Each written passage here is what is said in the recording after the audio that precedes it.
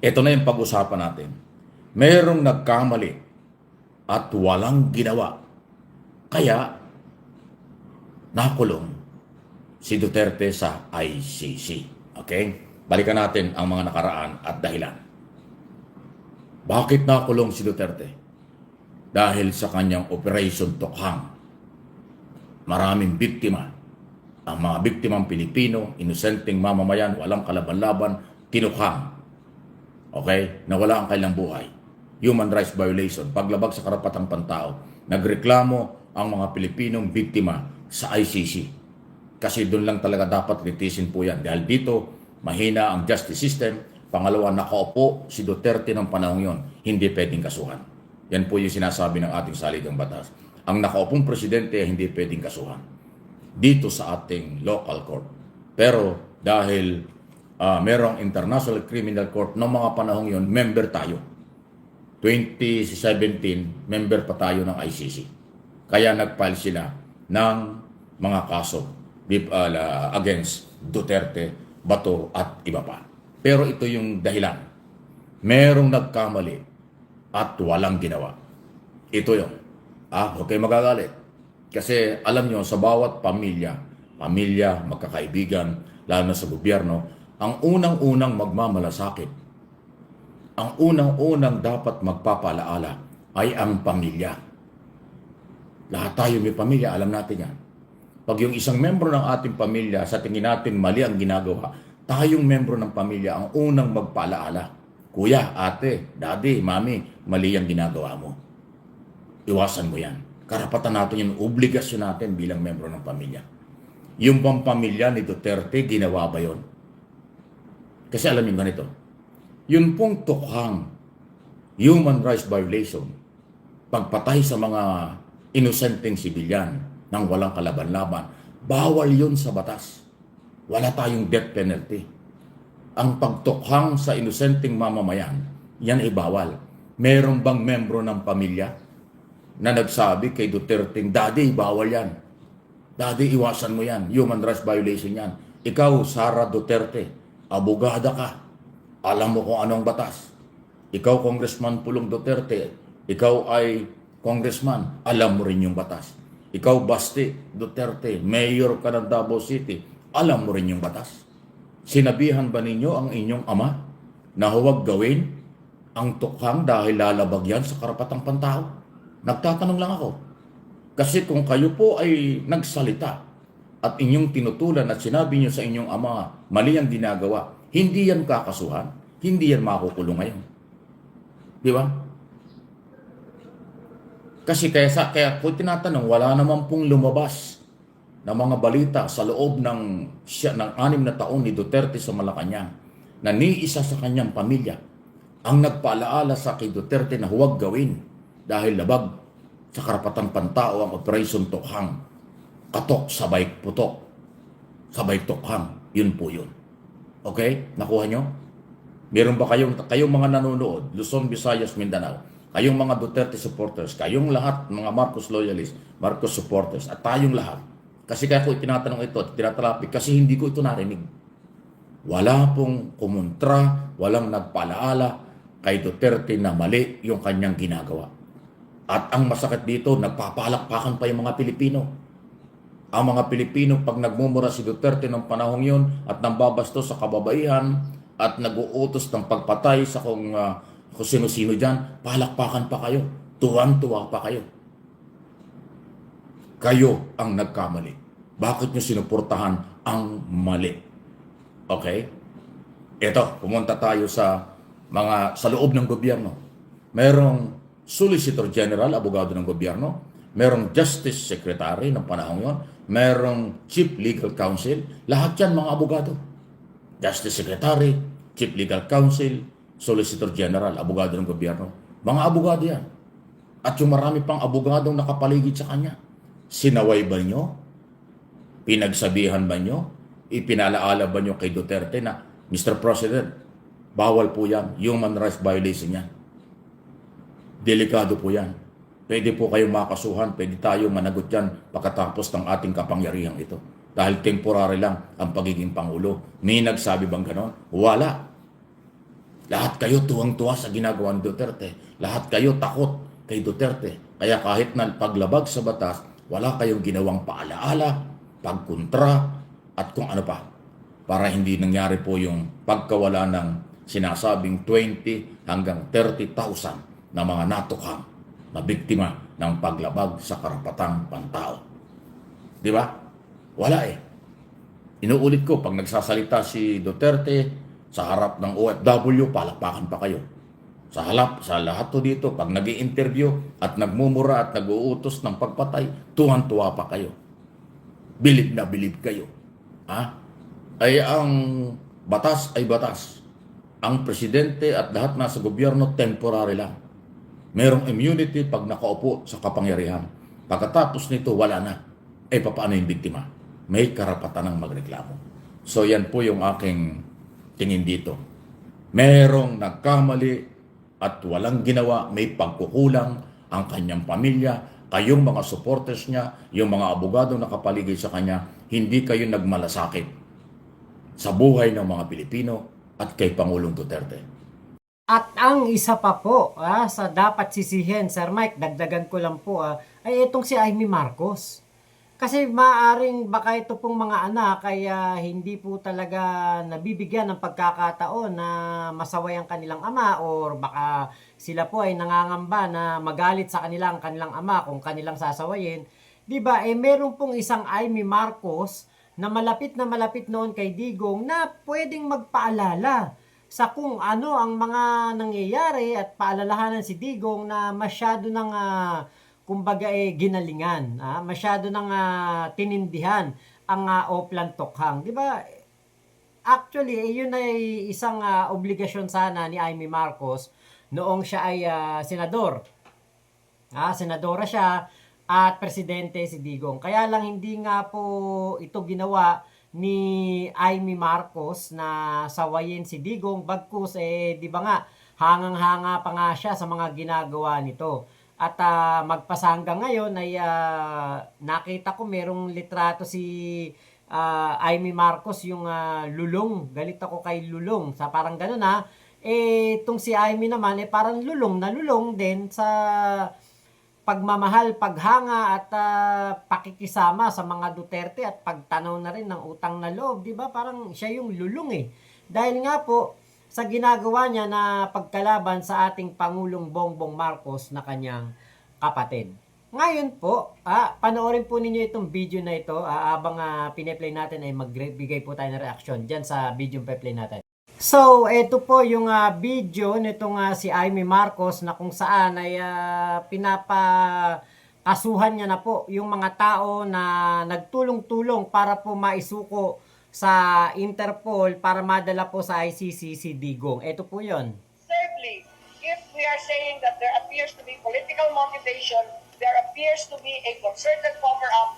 Thirdly, there are possible criminal and administrative liabilities.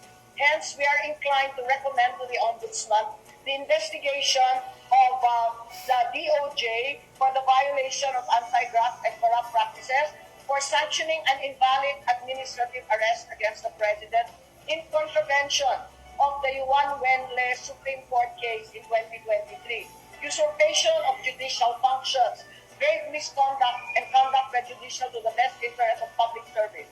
Also, against General Marbil, Chief PNP, possibly liable for arbitrary detention, violation of anti-graft, grave misconduct. Also, under DILG, arbitrary detention, similarly anti-graft, grave misconduct. General Nicolas Torres III, arbitrary detention, 2 counts. First, under former President PRRD, the other against former Executive Secretary Medialdea. Secondly, violation of RA 7438 for not allowing VP Sara to enter as counsel and as immediate family, and forcing former President Duterte's lawyers to leave him. Violation of 3019, allowing himself to be induced or persuaded to perform an act in violation of laws, regulations, and rules in connection with his official duties. Ayan. So, yan po yung pahayag nitong si Amy Marcos. At eto nga po yung nakakabahala kasi nga po, 'di ba, napakarami po niyang gustong kasuhan sa pagkakataon na ito. At alam niyo po yung parang ito po yung ginagamit niya na kumbaga kasangkapan para sa kanyang kandidatura. Talagang nag-iingay siya, gumagawa siya ng mga issue na kung tutuusin ay hindi naman talaga makatotohanan dahil nga po, 'di ba, ang atin pong dating presidente ay gumawa ng kasalanan sa batas. Which is, yung mga kapanahunan na yon, etong si Amy Marcos ay senadora. Bakit mo ngayon isisisi sa ibang tao yung pagkakadampot kay Digong samantalang ang punot dulo nito at ang pinakadahilan nito ay ang pagiging presidente ni Digong na wala pong due process na pinapakilos o pinapatupad sa mga gumagamit ng illegal na pulburon. At kahit po hindi gumagamit, nadadamay po at mga natotokhang din. Kung tutusin, ikaw, Senator Amy, ang merong pinakamalaking obligasyon. Dahil ikaw ay senador noon. Malapit na malapit ka kay Digong. Bakit hindi mo siya sinabihan? Tigilan mo na yung tokhang, baka mamaya makasuhan ka sa ICC. Tigilan mo na yung tokhang, baka mamaya mahuli ka ng ICC. Bakit hindi mo pinaalalahanan si Digong ng ganyang mga kataga? 'Di ba? Tapos ngayon, isisisi mo sa ibang tao. Samantalang sila ay mga sumunod lamang sa kung ano ang tinatagubili ng ating batas. Sumunod lang sila sa rule of law eh. Bakit sila ang masama? Bakit sila ang makakasuhan? Diba, samantalang si Digong ang gumawa ng katarantaduan na ito o tokhang, yung mga mga EJK, yung mga pangyayari na medyo talagang hindi po katanggap-tanggap sa mga kababayan natin at sa sangkatauhan. Kaya etong si Digong ay nakasuhan, 'di ba? Dapat ikaw nga ang maging kumbaga pinakamalawak ang pag-iisip dahil nung ikaw ang senador, wala kang ibang ginawa kundi pumalakpak kay Digong. Tapos ngayon, ang dating parang ang may kasalanan pa ay yung mga nagpatupad lamang ng batas na kung saan kung hindi sana tayo umalis sa ICC, baka si Digong ay nandito pa rin at hindi na isuko sa ICC. Diba, kakasuhan mo yung mga tao na nagtrabaho dahil sa kagustuhan ni Digong. Si Digong ang may gusto niyan na umalis sa ICC. Ngayon, nung pumunta rito ang Interpol, no choice ang ating gobyerno kung hindi makipagtulungan. Tapos, pagdating ng ilang mga araw, diba, si PBBM, mga tauhan ni PBBM, ang tinuturong may kasalanan, may dahilan, at pamumulitika daw po ito. Hindi ba pwedeng sumunod lang sa batas? Hindi ba pwedeng ito ay nangyari dahil sa mga katarantaduan na ginawa ni Digong noong siyang presidente? Hindi ba pwedeng yung ganun lang, Senator Amy? Kasi kung kayo'y nagmalasakit, pinigilan niyo ang ginagawa ni Duterte, hindi siya makakasuhan, hindi siya makukulong ngayon. Ngayon nakakulong kasi dapat niyang managot. Dapat niyang panagutan. Crime against humanity. Violation sa karapatang pantao. At hindi lang isa, libo-libo yan. Yun ang problema nyo ngayon. Natuwa kayo, nagpapalakpakan kayo, halos hindi kayo makahinga sa katatawa pag siya'y nambabastos at nagsasabi ng mga below the belt sa mga Pilipino. Alam ba nyo yung pambabastos? Labag yun sa batas na kanyang pinirmahan. Ano ba yung batas na yung Bastos Law ng 2019? Ipinatupad niyang batas na yan under Duterte administration. Natalakay ko na ito, mayroong Bastos Law, i-search po ninyo. Mayroong batas na Bastos Law. Bawal ang pambabastos sa kababaihan. Huwag abusuhin ang kababaihan. Huwag pilitin ang kababaihan. Di ba? Huwag laitin ang kababaihan. Lahat yan, anti-Bastos Law. Siya ang pumirma ron. Pero siya rin ang lumabag. Kasi marami mga kababaihan sa kanya, mga pag-i-speech, pagsasalita kung saan-saan, nababastos. Meron pa nga siyang OFW yung hinalikan sa stage sa harap ng publiko sa buong mundo. Hinalikan niya, lips to lips pa, yung OFW. Sa takot ng OFW, umalis na, tinawag, wala silang nagawa. Di ba pangharas yun? Labag yun sa bastos law. Lahat ng mga batas, nilabag nila samantalang siya ay abogado. Nasaan yung mga advisor niya ng mga panahong yun? Ikaw, Panelo, nasaan ka ng panahong yun? Kasama ka rin sa nagtutuwa sa dami ng pinapatay ng gobyerno. Tapos ngayon, nagagalit kayo dahil ipinakulong ng mga complainant, nakulong sa ICC dahil sa human rights violation. O sinong may kasalanan? Hindi yung biktima. Ang biktima nananatili until now, biktima. Kayong mga nagpasarap sa buhay niya, kayong nagpasarap sa gobyerno niya ng 6 na taon, kayong pamilya niya, anong inyong ginawa? Nagmalasakit ba kayo sa buhay ng Pilipino? Nagmalasakit ba kayo sa posibleng kalalagyan ng inyong Pangulo, ng ating dating Pangulo na si Digong Duterte? So, ayan po ang aking analysis at opinion, interpretation. May pagkukulang kayo. Kaya wala kayong sisisihin iba.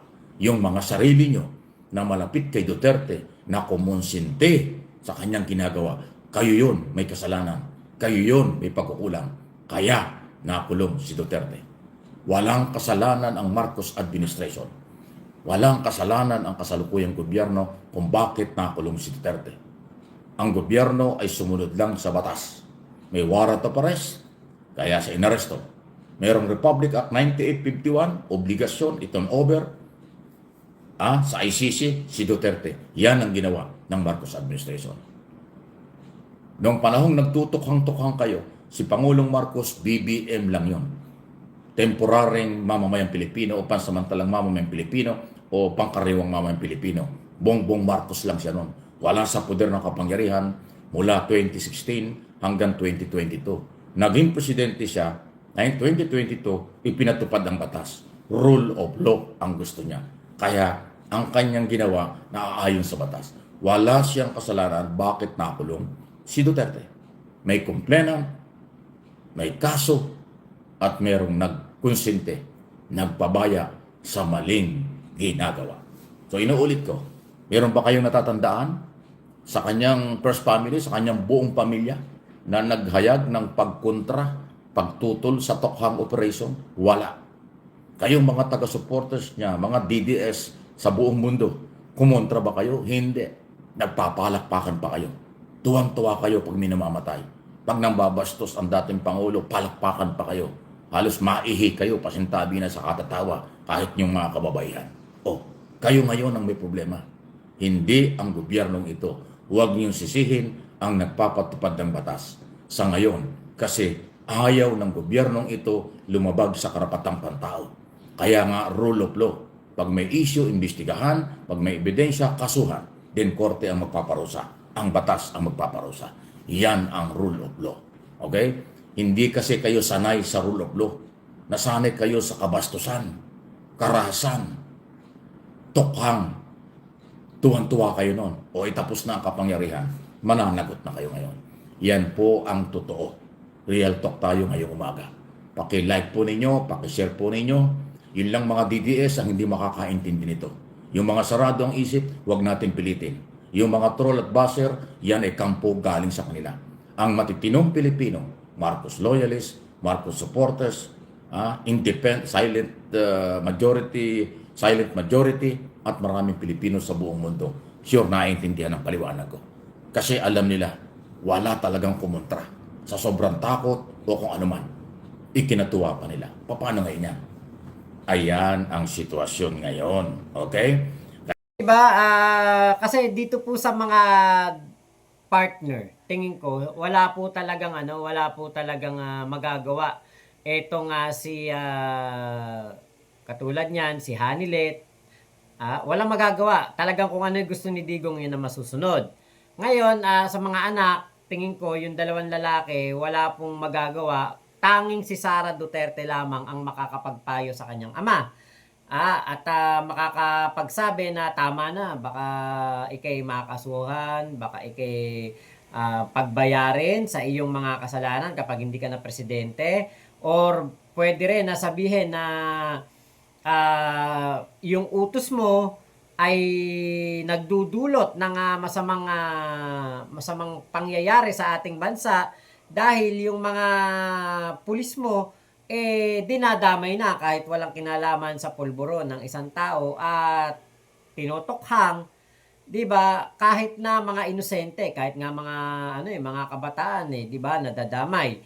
Kahit na nga mga call center agent na nagtatrabaho ng maayos, nagtatrabaho ng matino, lumalaban sa hamon ng buhay, pag-uwi, bigla na lamang susundan, aakbayan, at sasabihin na ito ay nagpupumiglas, tapos kapag ito ay naputukan na, tinira na, nako, magkakalat po ang mga placard at sasabihin, huwag tularan, adik, huwag tularan, ito po ay nagbebenta. Di ba? Ganun ang ganun ang ginagawa nung panahon ni Digong.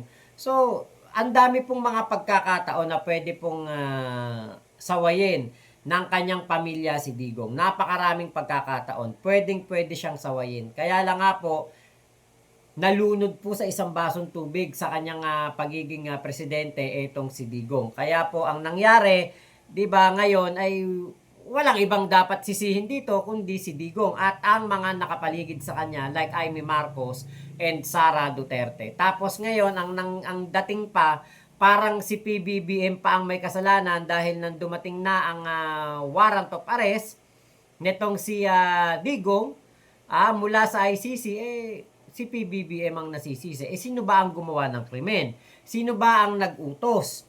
'Di ba si Digong wala nang kinalaman si PBBM diyan Oh. 'Di ba kaya 'di ba kasalanan 'to lahat ni Digong at ng kanyang mga alipores, mga sa kanya.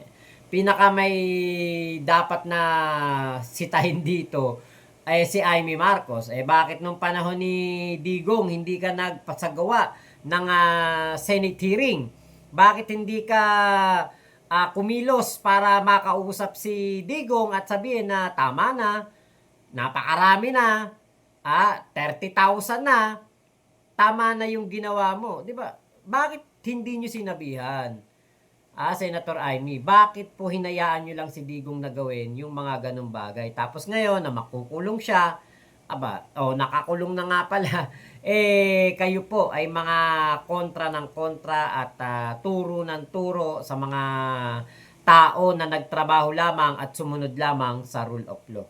'Di ba? So, lamang po, maraming salamat sa pagsama nyo sa aking vlog na ito.